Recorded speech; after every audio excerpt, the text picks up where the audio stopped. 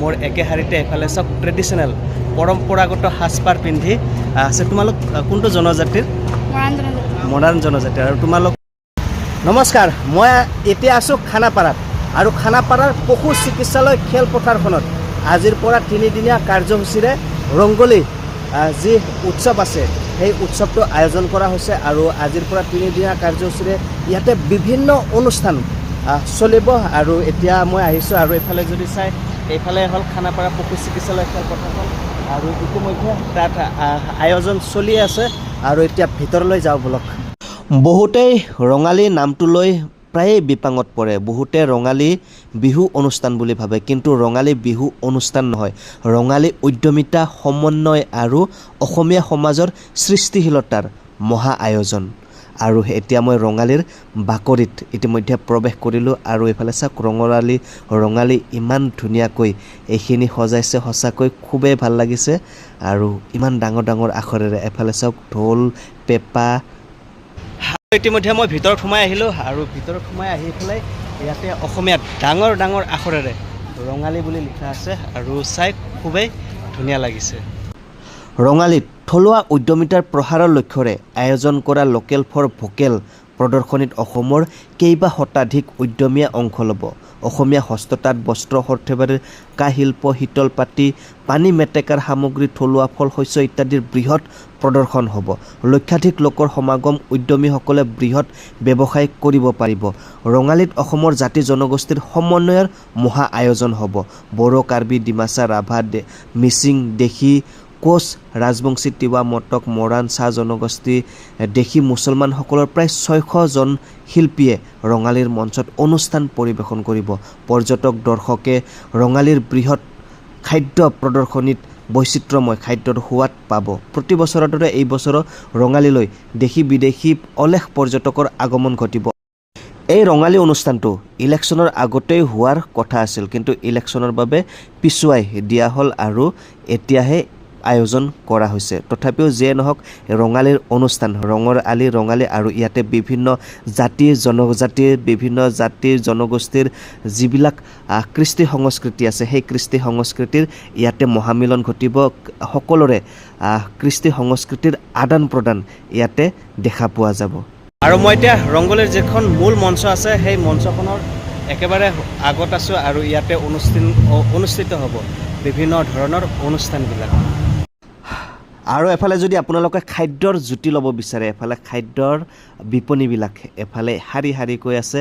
আৰু এতিয়া মই আহিছোঁ ফল্ক ষ্টেজলৈ আৰু এইফালে চাওক ইমান ধুনীয়াকৈ সজাইছে ঠাইখিনি। আৰু এতিয়া ফল্ক ষ্টেজলৈ গৈ আছোঁ, য'ত অসমৰ বিভিন্ন জাতি জনগোষ্ঠীৰ যিবিলাক সাংস্কৃতিক দিশসমূহ আছে সেইবিলাক ইয়াতে প্ৰদৰ্শন কৰা হ'ব, মানে নৃত্য প্ৰদৰ্শন কৰা হ'ব। আৰু এইফালে যদি চাই অসমৰ বিভিন্ন জাতি জনজাতিৰ যিবিলাকে নৃত্য প্ৰদৰ্শন কৰিব তেওঁলোক আহি ইতিমধ্যে উপস্থিত হৈছে। এফালে চাওক, মুঠতে খুবেই ধুনীয়া লাগিব এই ৰঙালীৰ অনুষ্ঠানবিলাক উপভোগ কৰি। আৰু এইফালে আমাৰ কোচ ৰাজবংশী যুৱতীসকলেও ইতিমধ্যে আহি উপস্থিত হৈছে আৰু তেওঁলোকেও ইয়াতে অনুষ্ঠান পৰিৱেশন কৰিব। আৰু আজি কি যে ভাল লাগিব, বিভিন্ন জাতি জনগোষ্ঠীৰ বিভিন্ন কৃষ্টি সংস্কৃতিবিলাকৰ সমাহাৰ ইয়াতে একেখন মঞ্চতে উপভোগ কৰিব পাৰিম। বলক এতিয়া এফালৰ পৰা উপভোগ কৰিম।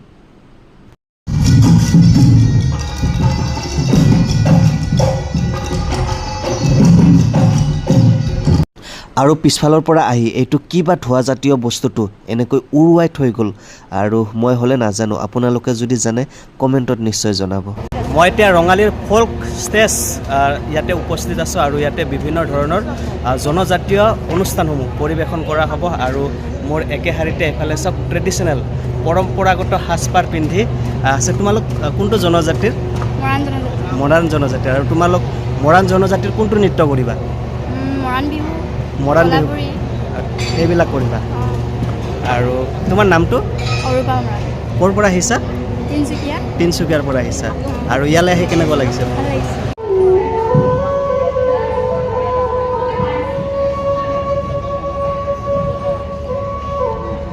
আৰু ইতিমধ্যে মৰাণ জনজাতিৰ এই সুন্দৰ সুন্দৰ ছোৱালীসকলে তেওঁলোকৰ যে কলাবৰী নৃত্য প্ৰদৰ্শন কৰি আহিলে আৰু চাই খুবেই আপ্লুত হ'লোঁ। এইফালে অৱশ্যে জনজাতীয় নৃত্যসমূহ চাই থাকোঁতে কেতিয়া যে ৰাতি হৈ আহিল মই গমেই নাপালোঁ। আৰু এইফালে ৰাতিৰ আন্ধাৰত এইফালে চাওক জিকমিক লাইটবিলাকৰ পোহৰত ঠাইখিনি কিমান ধুনীয়া লাগিছে চাবলৈ। আৰু ইতিমধ্যে মঞ্চত নৃত্য চলি আছে আৰু তাৰ পৰা অলপ ফালৰি কাটি আহি এইফালে হিপ হপ ষ্টেজটোত আহিছোঁ আৰু ইয়াতনো কি অনুষ্ঠান চলি আছে তাকে চাওঁ বুলি এপাক এইফালে আহিলোঁ। আৰু ইয়াতে চলি আছে হিপ হপ নৃত্য প্ৰতিযোগিতা আৰু মাইনাসকলে খুবেই সুন্দৰকৈ ইয়াতে নৃত্য প্ৰদৰ্শন কৰি আছে। So the next song is Shayad. So if you guys know this song, please do sing along, okay?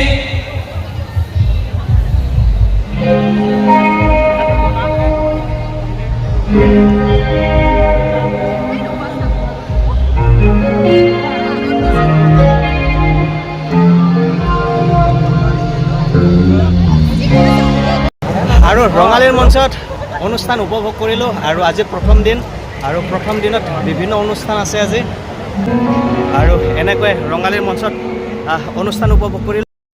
আৰু এতিয়া প্ৰায় সন্ধিয়াৰ 7 মান বাজিছে আৰু ৰঙালীৰ এইখিনি ঠাইত উখল মাখল পৰিৱেশ এটা দেখিবলৈ পালোঁ। আৰু এইফালে যদি চাওঁ বিভিন্ন জাতি জনগোষ্ঠীৰ লোকসকল ইয়াতে একত্ৰিত হৈছে আৰু একত্ৰিত হোৱাৰ মেইন কাৰণটো হ'ল ইয়াতে ৰাজ্যপাল মহোদয় আহিব আৰু তেওঁক আদৰিবৰ কাৰণে এই প্ৰস্তুতি চলিছে।